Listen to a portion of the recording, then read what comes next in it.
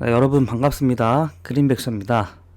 갑자기 갑자기 좀 바빠지네요. 이게 총 한 5개 정도 되잖아요. 공시 발표할 게. 근데 이제 재단 측에서는 뭐 자기들이 그 외에도 이제 또 부가적으로 얘기해 줘야 될 게 있다 보니까 한 6개 이상은 더 될 것 같아요. 그래서 이제 분기가 끝나가는 시점에서 내놓아야 되니까 여러 가지 막 이야기들이 많이 나오네요. 그래서 뭐부터 해야 될지 아니면은 이게 좀 제대로 이게 영상을 처음부터 끝까지 잡고 준비를 해야 되는데 추가적인 내용들이 자꾸 이제 나올 것 같다 보니까 아무래도 이렇게 좀 단기적으로 단타적으로 이렇게 좀 영상을 좀 여러 번 걸쳐가지고 이렇게 만드는 게 더 나을 것 같아요.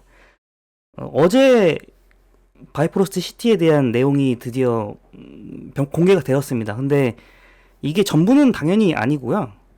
바이프로스트 시티에서 사용이 될 NFT인 그 비티즌에 대한 내용이 나왔잖아요. 어떻게 이제 에어드랍을 할 것이고, 누구에게 그게 대상이 되었으며, 앞으로 어떤 식으로 쓰여질지 이거에 대해서 아직 완벽하게 나온 게 아닙니다. 지금은 이제 민팅 개수라든지, 갖고 있어야 될 홀딩 개수들, 뭐 이런 것들만 이제 간략적으로 나온 것 같은데, 일단은 그래도 나온 정보에서만큼 좀 정리를 해서 확실하게 전달을 하는 그런 시간을 갖도록 하겠습니다. 이제 바이프로스트 시티에서 나오게 될 그런 생태계들이 있잖아요. 뭐 에코펀드부터 해서 방금 전에 또 그 기사가 또 나왔더라고요. 700억 원 규모의 에코펀드에 대한 이야기가 나왔는데 한 가지 한 가지씩 좀 풀어나가도록 하겠습니다. 일단 비티즌 같은 경우에는 이렇게 시티즌십이라고 이제 보시면 되는데 외부인들도 물론 쓸 수는 있습니다. 그러니까 여러분들이 바이파이 서비스 이용하시잖아요. 바이파이 X도 마찬가지고요. 거기에 대한 제약은 없는데 앞으로 이제 이 바프시티에서 사용하게 될 좀 정밀하고 세련된 그런 서비스들을 이용을 하기 위해서 비티즌이 적극적으로 이제 도입이 될 것 같습니다. 일단 바프시티 같은 경우에는 세 가지의 큰 집단이 있어요. 그러니까 처음에 저희가 이제 접했을 때는 탈중앙화, 그리고 중앙화, 대형 거래소 같은 경우, 그 다음에 이제 탈중앙화 같은 경우에는 덱스 같은 거래소들 있잖아요. 유니스왑 같은 거. 이 두 가지의 집단을 가지고 크게 이제 저희가 이제 판단을 했었는데 중간에 이제 유연하게 자유롭게 이제 탈중앙 또는 중앙화를 유연하게 이제 이용을 하거나 또 지지할 수 있는 그런 세력인 중립화 이제 멀천트라고 거기는 얘기하더라고요.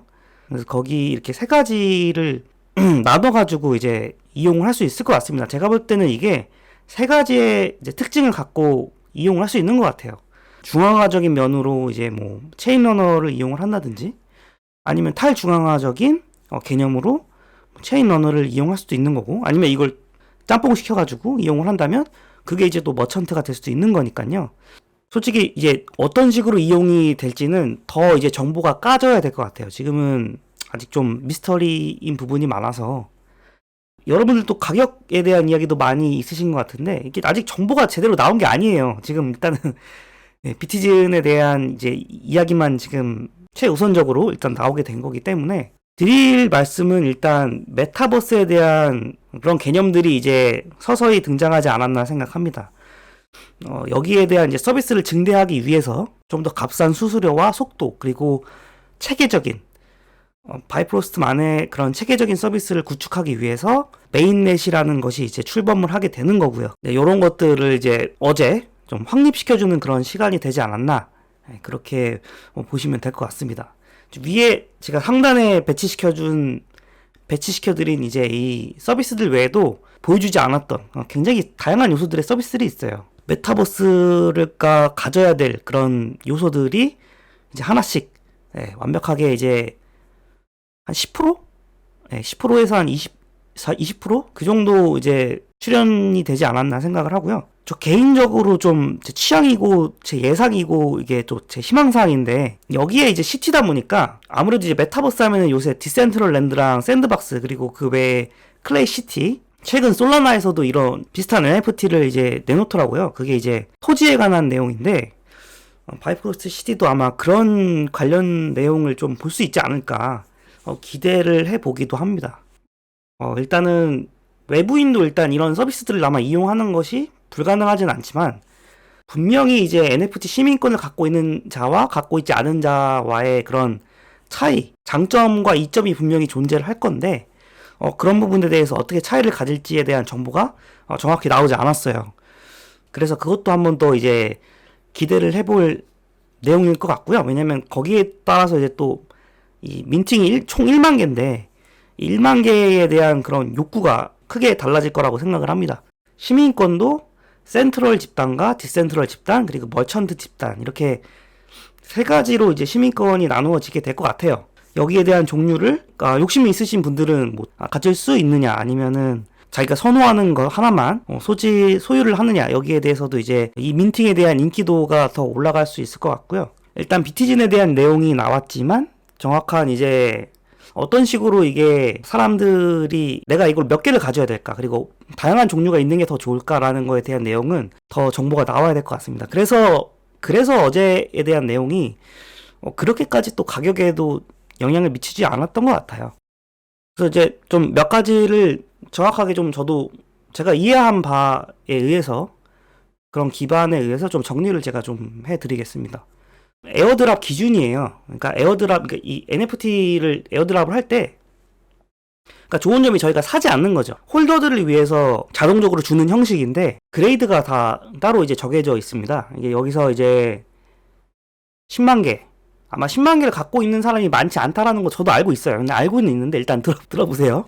여러분들 스테이킹을 하잖아요. 근데 스테이킹을 하는 것이 바이프로스트를 채굴을 한다라는 그 의의에 의해서 이제 장기적 홀더분들이 이제 많이 하시는데 그런 사람들 외에도 NFT를 이제 원하시는 분들은 스테이킹을 함으로써 에어드랍을 준다는 거죠. 그러니까 이거는 내가 1만 개, 2만 개만 갖고 있는 홀더이지만 난 장기적으로 홀더를 할 건데 NFT를 가질 수 있는 그런 요건이 안 된다, 자격이 안 된다고 하셔서 조금 이제 불쾌하시거나 아쉬움을 토로하시는 분들이 있는데 결국에 이제 NFT라는 게 사실 부르는 게 값이고 어떻게 보면 또 폭탄 돌리기잖아요. 그러다 보니까 자기가 비싸게 샀는데 싸게 팔진 않을 거란 말이에요. 그래서 이렇게 많은 바이프로스트 바이파이를 홀딩하고 있는 사람들을 기준으로 에어드랍을 한다면 그것이 오히려 더 좋은 효과를 일으킬 수 있다라고 저는 그렇게 말씀을 드리고 싶습니다. 그래서 저도 이렇게 많이 갖고 있지 않아요.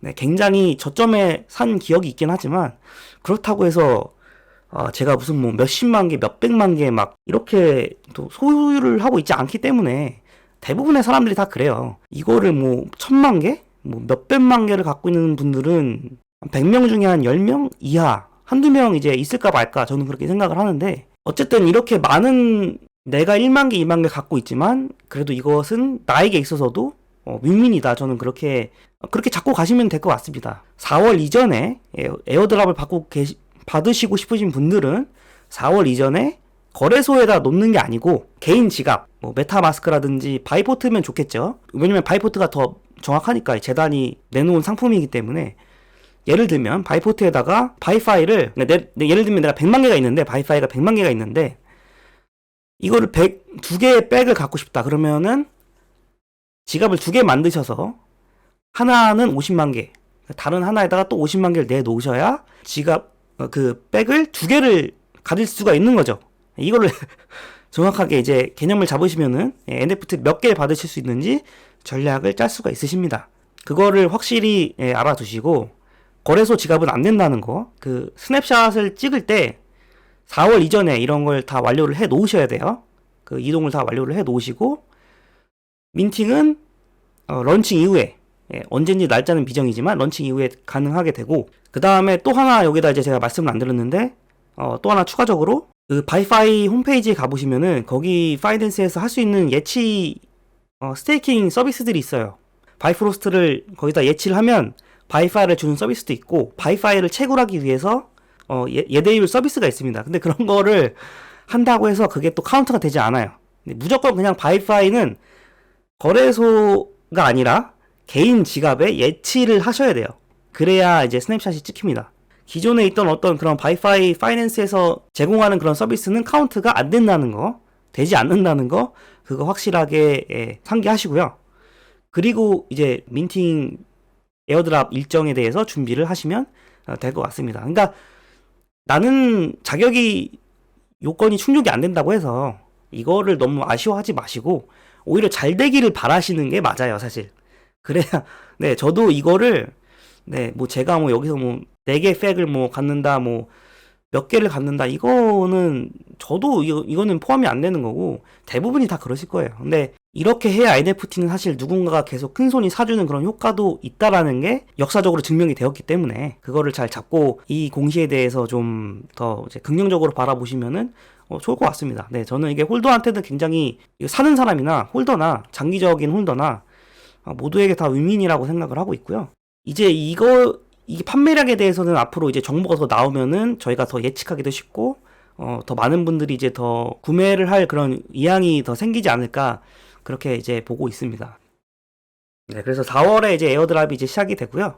바이프로 시티에 대한 내용은 이제 관련 내용이 이제 앞으로 추후 더 공개가 될 것 같아요. 1분기하고 2분기 그 메인넷 나오기 이전 사이에 다양한 정보들을 이제 계속 받아 보실 건데, 그때마다 저는 이제 업데이트를 하도록 하겠습니다. 오늘은 그래서 이제 바이프로스 시티에 대한 내용을 알아봤다기보다는 거기에 이제 시민권으로 이제 저희가 이용을 하게 될 NFT인 비티즌에 대해서 그냥 네, 내용이 나왔다. 오늘 영상 기준으로 어제 그 내용이 나왔다. 그냥 이렇게만 잡고 가시면 될 것 같아요. 이게 바이프로 시티의 전부는 아니다. 라는 거. 시티의 지금 내용을, 안에 있는 내부의 내용을 확인한 건 아니니까요.